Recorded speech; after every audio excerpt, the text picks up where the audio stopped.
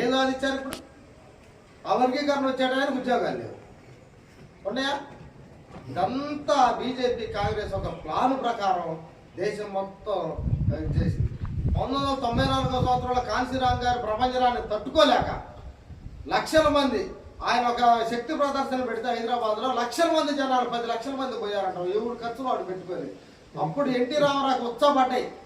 వామ్మో ఇదేంద్రా, మేము లారీలు పెట్టి ట్రైన్లు పెట్టి బస్సులు పెట్టినా కానీ 1 లక్ష మంది కూడా జనం రాదు, ఊరికి ఎంతమంది వస్తున్నారని చెప్పేసి వాడు ఎక్కడ మా అధికారం కోల్పోతారని చెప్పేసి కాంశీరామ్ గారితో దిగొచ్చి నీకు 60 సీట్లు ఇస్తానంటే ఇక్కడున్న ఎస్సీలు ఎస్టీలు బీసీలు మాలా మాదిరి వీళ్ళంతా తన్నుకొని ఎవరికి 1 సీటు కూడా తీసుకోకుండా ఈరోజు మనల్ని ఇలా చేశారు, ఈ స్థితికి తీసుకొచ్చారు. అనుకుంటున్నాను, లేకుంటే మనం కూడా 5 స్టార్ హోటల్లో ఈరోజు మీటింగులు పెట్టిన స్థాయిలో ఉండేవాళ్ళం. అది మన ఓటు చాలా విలువైన మిత్రులారా, గుర్తుపెట్టుకోండి.